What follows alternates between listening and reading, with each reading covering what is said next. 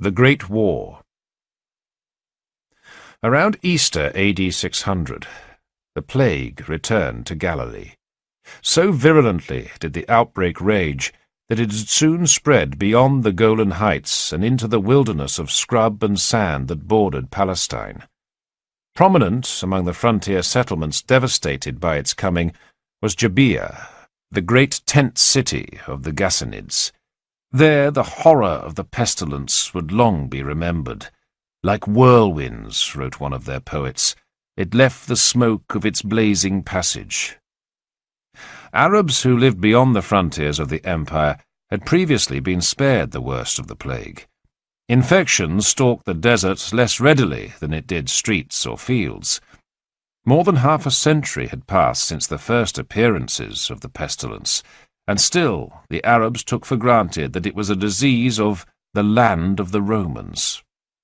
To the Gassanids, and to the Lakhmids as well, the culling of peoples along the entire sweep of the Fertile Crescent had spelled considerable opportunity, for the exhaustion and impoverishment of both their respective sponsors had inevitably resulted in a certain loosening of leashes.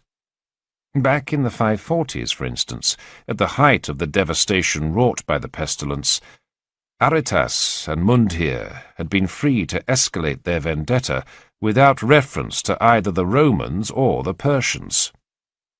Superpower patronage, amid the swirl of their own venomous hatred, became almost an irrelevance. The two sides increasingly battled in the names of heavenly rather than earthly sponsors. Mundhir, following his capture of one of Aretas's sons, did not hesitate to top his earlier sacrifice of 400 virgins to Al-Uzza by offering up the Gassanid prince to the goddess Al-Uzza. Other Christian captives, so it was claimed, were tortured by the Lakhmid king until they agreed to join in her worship. News of these atrocities, brought to St. Simeon on his pillar, so appalled the stylite that he promptly lent his prayers to the Gassanids. Sure enough, in 554, Aretas had been graced with a stunning and climactic triumph. In a great battle fought at Chalcis in Syria, a Lakhmid invasion force was annihilated. Simeon, borne from his pillar by the agency of the heavens to a hill overlooking the action, made his own personal contribution to the victory by asking the Holy Spirit to strike down Mundhir with a fireball, a request which the Holy Spirit obligingly met. Aretas hailed the Gassanid dead, among them his own eldest son, not merely as heroes, but as martyrs in the cause of Christ. Here, in this notion that killing might be done as a service to the heavens as well as to secure plunder, was an intoxicating new possibility for the Arabs to contemplate. To the Gassanids in particular, it had fast become something more, the irreducible core of their identity. By 600 there could be no doubting their commitment to the image they had of themselves as the shields of a Christian empire. Not even a host of insults from the increasingly twitchy Roman establishment, including in 582 the exiling of their king to Sicily and a brief, disastrous attempt to dissolve their federation altogether, could shake their loyalty. In their own opinion, they were warriors of God, or they were nothing. It was a potent conceit. Other Arab tribes, rather than dismissing the Gassanids as Roman stool pigeons, increasingly viewed them as they had previously viewed the Lakhmids, as cynosures of chivalry. So open was the table at the Gassanid court, poets claimed, that Gibeah's watchdogs had quite fallen out of the habit of barking at strangers. Even their recipes were of a quality appropriate to favourites of the heavens. No higher compliment could possibly be paid to a woman, for instance, than to compare her excellence to that of the local speciality, the Taredat Gassan, a stew of brains and gravy. The Gassanids' influence ran far deeper than haute cuisine, though. Their aura of glamour and invincibility served as invaluable marketing for their celestial patron, too. By 600, Even the king of the Lakhmids had become a Christian. In Hira, as in Jabir, stone churches were erected amid the tents. From the north to the distant south, where Najran's Kaaba preserved the glorious memory of the city's martyrs, the margins of Arabia increasingly bore the physical signs of the Christian faith. To ambitious warlords, these promise not merely heavenly salvation in the hereafter, but ready access within their lifetimes to the dimension of the angelic. The conviction that a man of exceptional holiness, by virtue of his sufferings, might come to see through the veil of his tears the blaze of the heavenly hosts, their drawn swords flickering with fire, was held by many Arabs with a wolfish literalness. The military potential of a saint, after all, had been amply demonstrated by the fireball that had incinerated Mundhir. Many warriors, in the wake of their great victory at Chalcis, had duly flocked to St. Simeon's pillar, as though to be touched themselves with something of his power. Decades later, the Gassanids continued to see in their own Christian piety a weapon more prodigious by far than any other in their armoury. A perspective fit to awe even those tribes that had not submitted to baptism. Between the belief of Christians in an unseen realm of spirits and that of the Arabs there was considerable overlap. Pagans as well as monks might claim to see angels. Dushara, for instance, was said by his worshippers to employ a particularly potent one as his lieutenant, while at Mamre, according to Sozomen, the draw for pagan pilgrims was precisely that angels had appeared there to men. All this, though, to fretful Christians was anything but reassuring. That a pagan might be familiar with angels implied that some of them, at the very least, must in truth have derived from hell. The full, alarming implications of this were best illustrated by what had happened in a city on the edge of Palestine, where, at the height of the plague, demons in the form of angels had appeared to the terrified inhabitants and told them that they would be spared only if they worshipped a bronze idol. Clearly, then, when dealing with supernatural messengers, it was essential to be alert to the possibility of disinformation. Yet this, in turn, ironically enough, was nothing with which the pagans of the desert would have disagreed.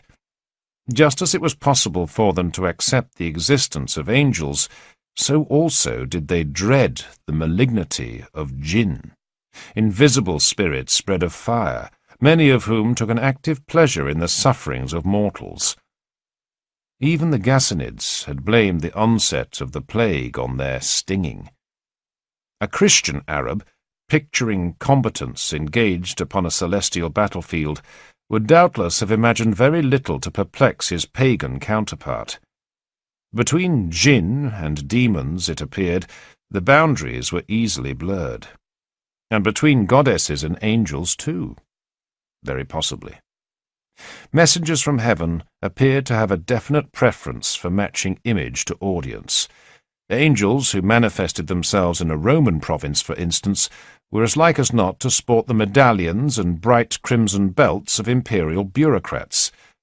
Perhaps, then, in those reaches of Arabia, as yet only semi-illumined by the blaze of Christ, it was only to be expected that they would adopt the look, and sometimes even the names, of pagan deities. Suspended as a goddess, such as Al-Uzza was, in an eerie, distorting half-light, midway between the past and the future, between paganism and the worship of a single god, who was to say what her future would be, whether as demon or as angel, or to be forgotten altogether? Certainly, in the decades that followed the onset of the plague, there could be little doubt that the border zone beyond the Holy Land was indeed extending ever further south into Arabia. That this was so reflected not the strength of the Christian empire, however, but its debilitation. A pronounced shift had occurred in the balance of power, not just in the region of the Fertile Crescent, but along the entire southern frontier. In Carthage, for instance, fretful commentators noted that, while the empire's once countless military units had dwindled in number, The plague, that ally of war, had not so much as touched the rancorous tribes.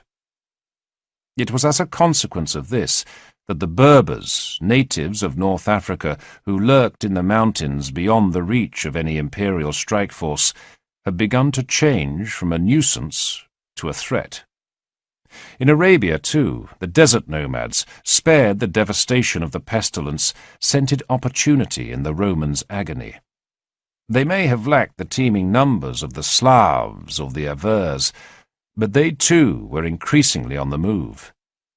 By 600, entire populations of emigrants, muhajirun in Arabic, had settled between Palestine and the Hijaz, the region of Arabia that abuts the upper half of the Red Sea. Tribes completely unknown to the imperial authorities only a few decades earlier, the Judham, the Amila, and the Bali, now joined the roster of foederati. Whether they were truly to be reckoned as friends of the Roman people, however, or as troublesome intruders bought off with danger money, was not altogether clear. Bluff, even at the best of times, worked best without an excess of scrutiny. Indisputable, however, was the fact that the authorities in Palestine did need allies to patrol a buffer zone for them. The same collapse in manpower and revenues as had afflicted the northern and western fronts had resulted in particularly devastating cuts along the frontier of the Holy Land. Indeed, ever since the arrival of the plague, it had effectively been demobilized. Forts stood abandoned to weeds, jackals, and the odd ascetic. A radical streamlining, but informed, nevertheless, by a certain brutal logic. Predatory nomads might be a nuisance, but they scarcely compared in terms of menace with the house of Sassan. 60 years after Khusro had plundered the cities of Syria, the frontier with Iran Shah remained Roman strategists' supreme priority, and the source of all their nightmares. Such resources as the empire could muster continued to be lavished on its garrisons. The consequence was, at a time when even the previously booming cities of Syria were afflicted by contraction and impoverishment, that the border zone with Iran Shah alone defied recession. And here, for those Arabs beyond the frontier keen to better themselves, was yet further scope for battening onto Roman gold. Not since the collapse of the spice trade had business conditions been more in their favour. It was not only Syria's cities, but its countryside that had been devastated by the plague. Repeated outbreaks had crippled agricultural production. Passers-by, observing the overgrown fields, the rotting apples and grapes, the feral cattle, sheep and goats, were moved to quote the words of the prophet Isaiah, "The earth shall be laid utterly waste, and be utterly despoiled." Yet garrisons, of course, still needed food for their messes, provender for their horses and pack animals, leather for their armour, shields and tents. Under normal circumstances, the costs of overland transport would hardly have made it worth the while of Arab merchants to trade in such basic commodities. But circumstances, in the wake of the plague, were very far from normal. The Arabs, for the first time in many centuries, found themselves major players in a seller's market. Nor was it only the Romans who offered them ripe opportunity for doing business. The same pestilence that had so devastated Syria had brought ruin to Mesopotamia as well. Formidable though the Persians continued to appear when viewed from the watchtowers of Dara, the truth was that they too, no less than their western rivals, had found the legacy of the plague a devastating one. Khusro's successes, no less than Justinian's, appeared to have left his empire only the more exposed. In 557, in the greatest triumph of his reign, he had succeeded in annihilating the Hephthalites once and for all, so that of the people who had once brought such ruin and humiliation upon Iran Shah, nothing had remained but the memory of their name. Yet that victory had come at high cost. The battle had been won in alliance with the Turks, an ugly, insolent, broad-faced, eyelashless mob. These new arrivals, gorging themselves on their winnings, had soon established themselves as a presence on Iran-Shah's northern frontier, no less menacing than the Hephthalites had ever been. Nomadic, and therefore largely unaffected by the plague, they were even more numerous than the Avars, whose Khan they imperiously dismissed as a runaway slave. Khusro, pressured from the north by the Turks and along the western front as ever by the Romans, had duly found himself locked into a struggle to defend his borders no less desperate than the one faced by Justinian. Still, into his 9th decade, he had been obliged to remain upon the campaign trail. By the time he finally died in 579, he had, so it was reliably reported, lost his appetite for war. The challenge of how to cope with the escalating crisis was inherited by his son, Hormizd. The solution, attempted by the new Shahanshah, who would long be remembered for his benevolence toward the weak and destitute, was to accuse the Parthian nobility of hoarding wealth that could better be spent by himself on succouring his needy people, and to aim, as not even Khusro had dared to do, at the permanent breaking of their power. There was, of course, in this attempt at increased centralization, more than an echo of the policies adopted by Justinian in the wake of the plague. But the Parthian nobility, unlike their Roman counterparts, had never been content merely to snipe and moan from the sidelines. In 590, the leader of the Miran, a renowned general by the name of Bahram Chobin, suffered a minor reverse at the hands of the Romans, and was sent an outfit of women's clothes to wear by a contemptuous Hormizd. Such, at any rate, was the story later told, and whether true or not, it's certain that the onset of the campaigning season saw Bahram Chobin marching not against the Romans, but directly on Ctesiphon. The news of his approach was sufficient to inspire 2 other Parthian dynasts in the capital to stage a coup. Hormizd was toppled, blinded, and put to death, all in brisk succession. His young son was thrust onto the throne and proclaimed Khusro II. Not since the dark days following the death of Peroz 100 years previously had the house of Sassan appeared more beleaguered. And worse was to come. Bahram Chobin went further than even his most audacious ancestors had done. Rather than rest content with the toppling of Hormizd, he took the ultimate, the blasphemous step. He declared himself king. Here, for the Zoroastrian Church, as much as for the House of Sassan, was a maneuver that threatened the breaking of the universe itself. For how could the one hope to survive without the other? Bahram Chobin, it seems, did not shrink from answering this question in the boldest terms imaginable. He was, so he declared, the living embodiment of the fire of Mir is great. If it were true, as seemed entirely probable, that the end days were approaching, then clearly Iran-Shah needed not so much a king as a saviour.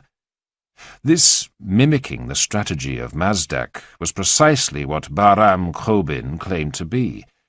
Far from ducking the Maobed's charge that his rebellion threatened the end of the world, he seems openly to have revelled in the fact. In the event, his occupation of the throne of Ardashir lasted no more than a year. Khusro II, with the inevitable backing of the Miran's rival Parthian dynasts and the far more unexpected support of the new Caesar, Maurice, defeated the rebel Shahanshah, who promptly fled to the Turks. There, soon afterwards, he was assassinated by Sassanian agents. Order, it appeared, had been restored to heaven and earth. Yet this would prove to be a spectacular delusion. In truth, the presentiment of Bahram Chobin that the framework of things stood upon the brink of dissolution was to prove all too justified. Like the plague, the contagion of violence initiated by his rebellion was destined to spread far and wide. As in Ctesiphon, so in Constantinople, its effects would be cataclysmic. Maurice, in his decision to override the advice of the Senate and lend his backing to the House of Sassan, had been influenced by one prime consideration: the urgent need to save money. The gambit had initially appeared a great success. The restoration of a grateful Khusro II to his throne had indeed resulted in a peace dividend. Fatefully, though, this had encouraged in Maurice a terminal delusion, that he could now afford to stint on the pay of his soldiers. Back in 588, the army of the East, used as it was to lavish subsidy, had already mutinied over the issue. When the High Command had sought to intimidate the fractious soldiery into submission by unveiling before their gaze the self-portrait of Christ from Edessa, the mob, far from being brought to its senses, had gone so far as to pelt the ineffable object with stones. More than a decade later, in 602, it was the turn of the soldiers in the Balkans to explode into open insurrection. Phocas, their leader, and a man quite as contemptuous of proprieties as Bahram Chobin had been, opted to do what no Roman commander had ever done before. He marched on Constantinople. The proud boast of the Christian Empire, that for centuries no emperor had perished by the hands of either domestic or foreign foes, was trampled brutally into the dirt. Maurice, apprehended in Chalcedon as he sought to escape the Balkan rebels, was beheaded, and his corpse exposed to the jeers of the hippodrome. His replacement as Caesar, inevitably, was Phocas. 8 years later, the usurper too had been overthrown. His genitals were hacked off, his body skinned, and his head paraded through the streets of the capital on a pole. The toxin of something murderous, it appeared, was now well and truly loose in the new Rome. Yet if any man was fitted to the finding of an antidote, then it was, ironically enough, the same faction leader who had toppled Phocas, an Armenian by the name of Heraclius. Handsome, tall, brave, and a born fighter, the new emperor had already more than demonstrated his capabilities by seizing power in the wake of an almost unfeasibly ambitious operation, a naval assault from Carthage, where his father had been governor-general. Certainly, situated as he now was in the eye of a storm as violent as any in all of Rome's long history, Heraclius faced the most searing test imaginable of his many talents. The cracking of the ages that Bahram Chobin had sensed in Iran Shah was increasingly being experienced in Constantinople too. When crosses in the city began to shake and jump about, few doubted that it portended a truly cosmic evil. In the opinion of Theodore, the empire's most celebrated living saint, and a man of such awesome holiness that he wore a 50-pound metal corset and subsisted entirely on lettuce, the arrival of the devil on earth was near.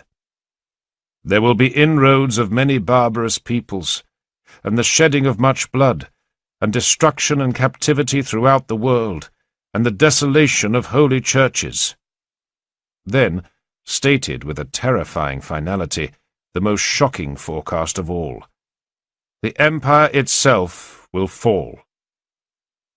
Such an eventuality, of course, could only herald the end times, and yet astoundingly, within a mere decade of the ascent of Heraclius to the throne, it had become not merely a possibility, but a terrifying likelihood. The descent of Constantinople into factionalism had not gone unnoted in Ctesiphon. There, eager to escape the shadow of the great Parthian dynasts and to give some colour to his still pallid authority, Khusro II had recognized in the deposition of Maurice the perfect opportunity to busy giddy minds with foreign quarrels. Never before had Iran Shah witnessed such florid mourning for a Caesar. Khusro, despite describing himself as the king who hates war, posed, with a great show of indignant piety, as his murdered benefactor's avenger. As was traditional, he launched his campaign by settling down before the walls of Dara.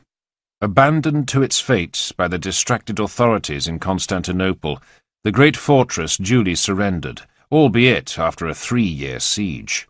3 years after that, in 609, Amida fell too.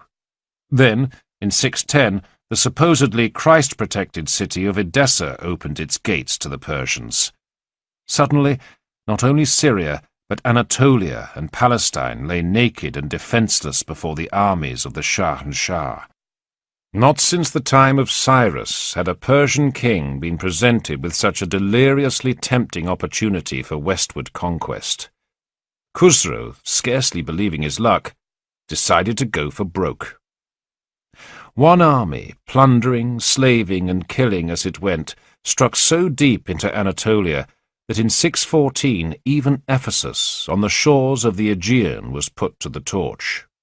Meanwhile, a second task force, under the command of a Mihranid warlord by the name of Shah-Baraz, swung southwards. Its mission, not merely to loot, but to annex. Its success was beyond Khusro's wildest hopes. By 615, the whole of Syria and Palestine belonged to the Shah, with even hippodromes converted into polo pitches.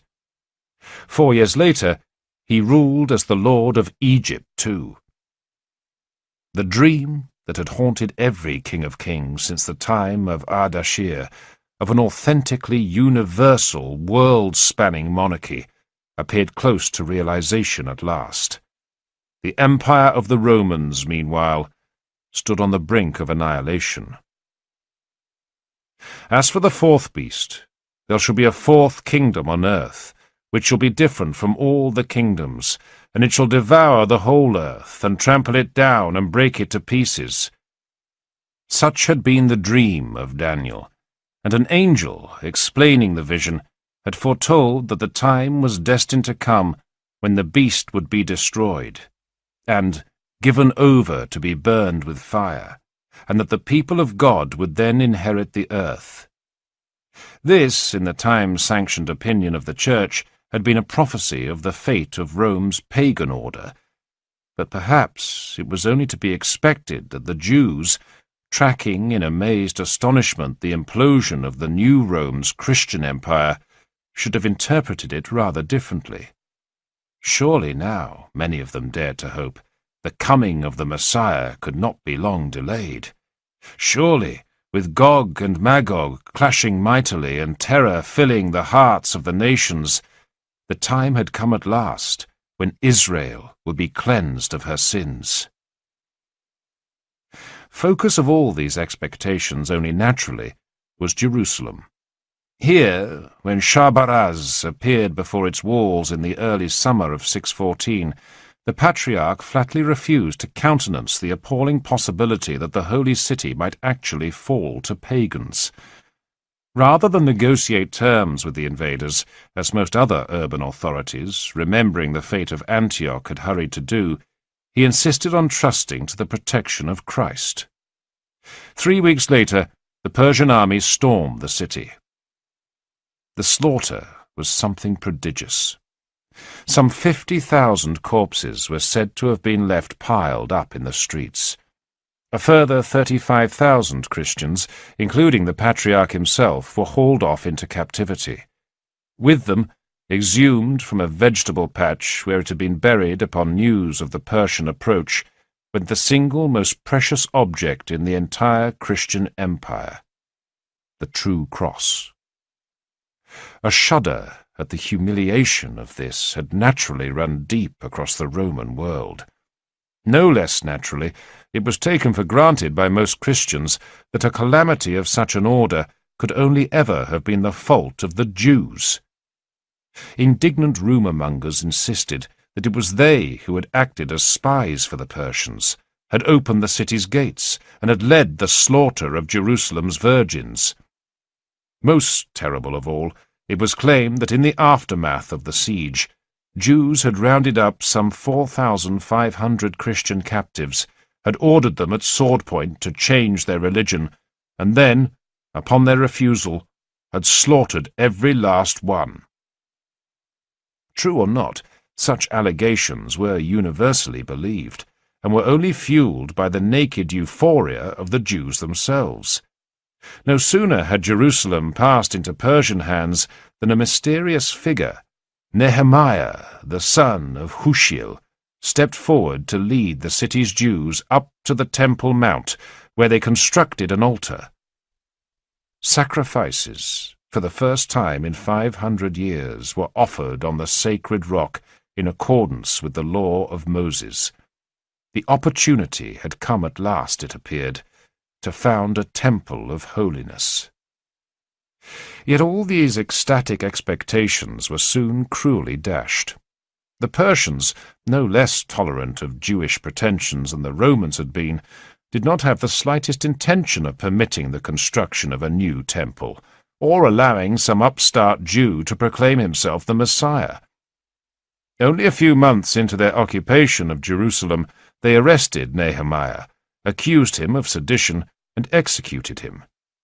Whether in fact he had claimed to be the Messiah or not, it was clear that he could not, after all, have been the Son of Man foretold by Daniel, who was destined, after the burning of the fourth beast, to achieve dominion and glory and kingdom.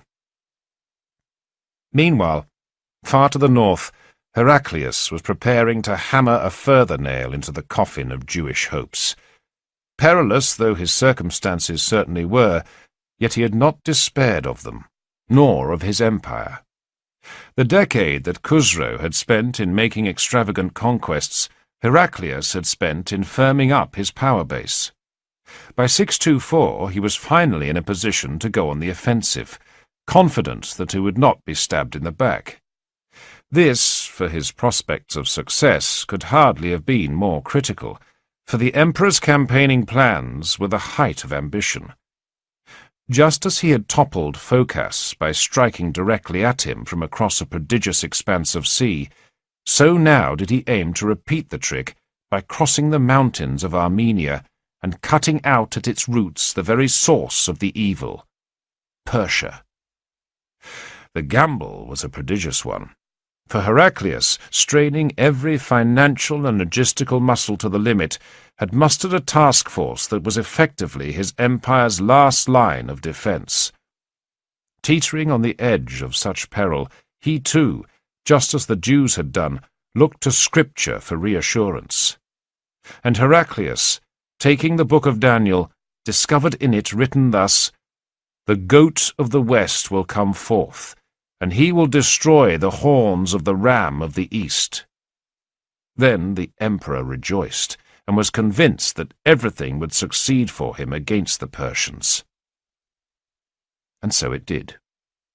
4 long years Heraclius would be gone from Constantinople, a period of absence that would culminate in one of the most stunning comebacks ever recorded in military history. Relentless though the fighting was, and doomed though the Roman cause would certainly have been had the emperor and his tiny army ever been wiped out, yet the greatest aspect of this astonishing campaign was the one that pitched faith directly against faith.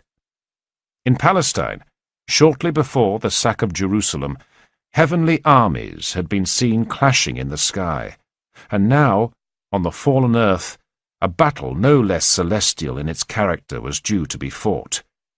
Heraclius, taking a leaf out of the Gassanid book, did not hesitate to proclaim himself a warrior of Christ. In doing so, he put on the line not merely his own life and his empire's survival, but the entire authority of the Christian God. As a stake, he wagered the most precious thing he had, Constantinople itself.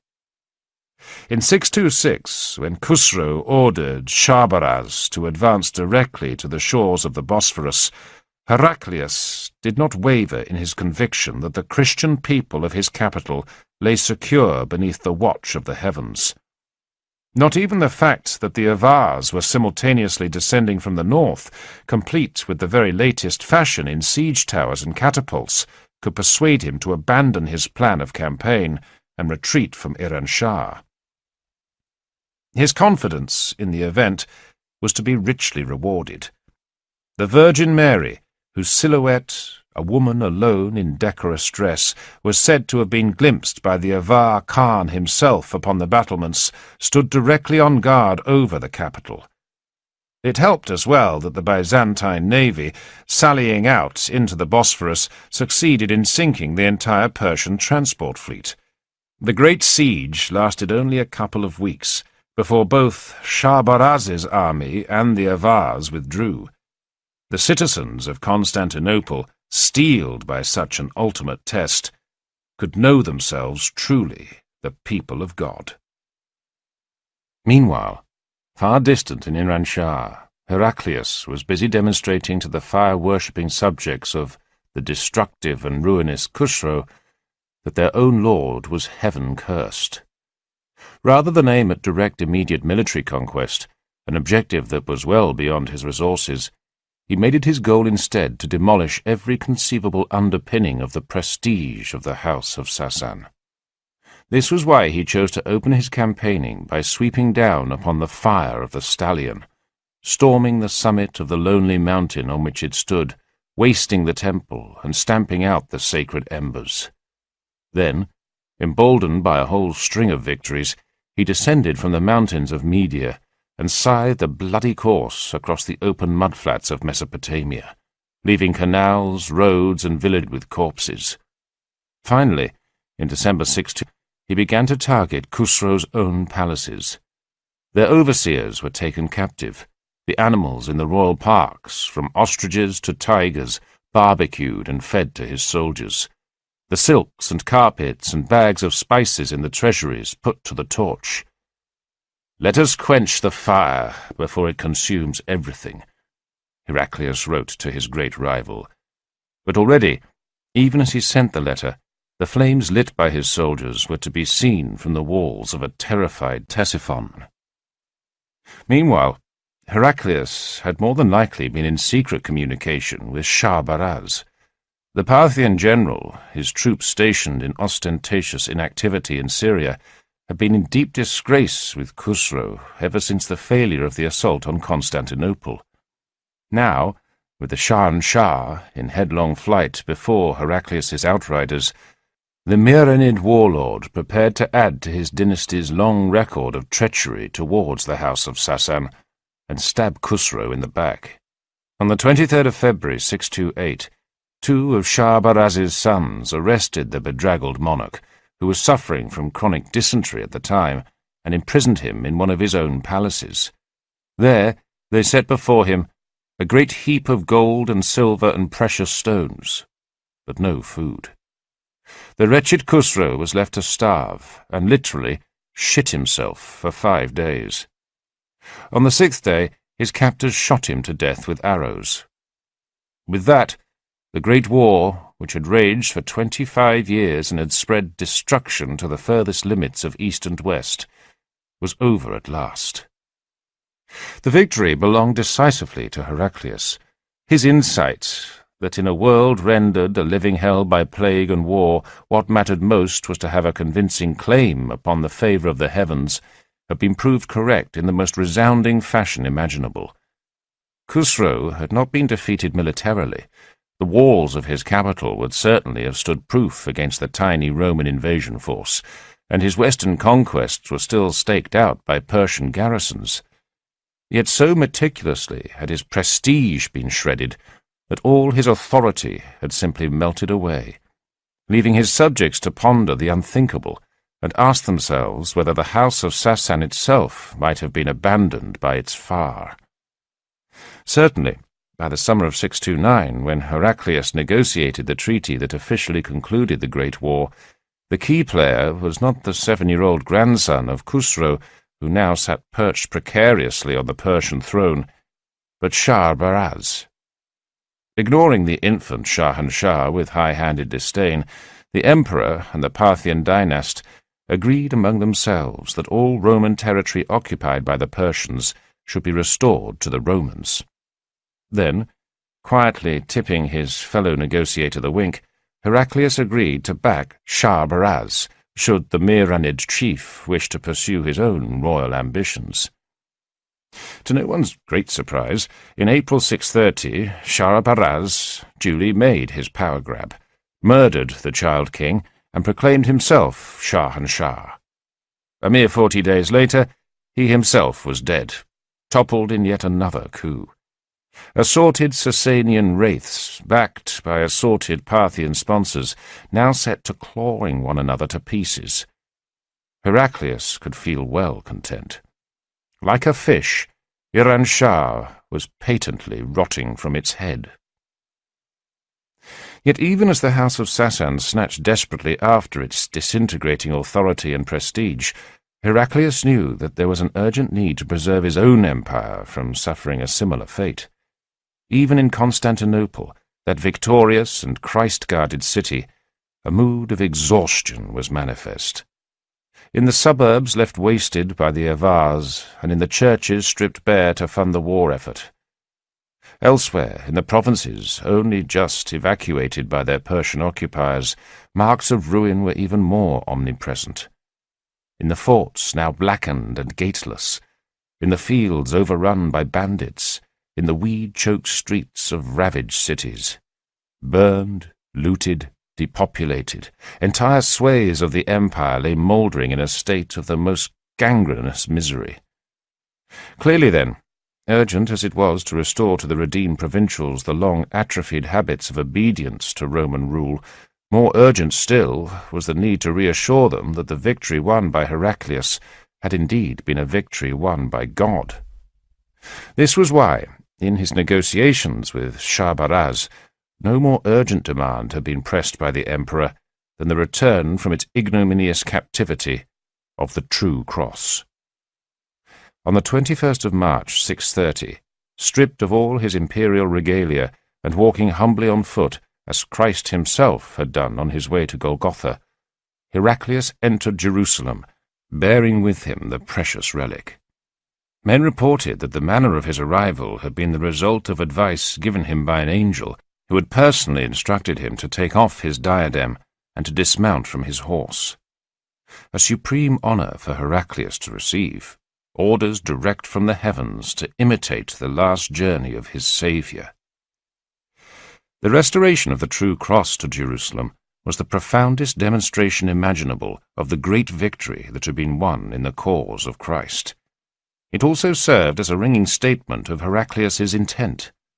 Never again would he permit the Christian empire to be pushed by its enemies to the edge of oblivion. On his approach to Jerusalem, he had made a point of stopping off in Tiberias, where he had been hosted by a wealthy Jew, notorious, under the Persian occupation, for his persecution of the city's churches. Asked by Heraclius why he had so mistreated the local Christians, the Jew had answered disingenuously, "Why? Because they are the enemies of my faith." Heraclius, grim-faced, had advised his host to accept baptism on the spot, which the Jew had prudently done. 2 years later, this order was repeated on a far more universal scale. From Africa to distant Gaul, leaders across the Christian world received news of a startling imperial decision. All Jews and Samaritans were to be brought compulsorily to baptism. Heraclius, conscious of how close he had come to defeat and of the debt he owed to Christ, was not prepared to take any second chances.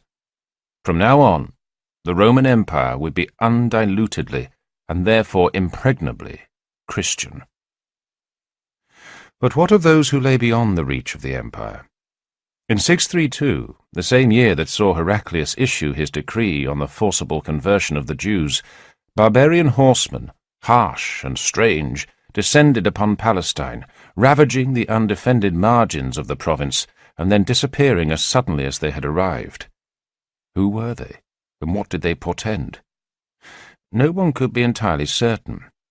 There were some Christians, however, notwithstanding the triumphant return to Jerusalem of the true cross, who feared the worst. Dread that the end of time might be at hand had not entirely been abated by the great victory of Heraclius. To see a savage people emerge from the desert and run through land that is not theirs, as if it were their own, laying waste our sweet and organized country with their wild and tamed beasts, what could be more ominous than that? Perhaps then, indeed, when the end times arrived, it would be upon the winding shadows of the indignant desert birds.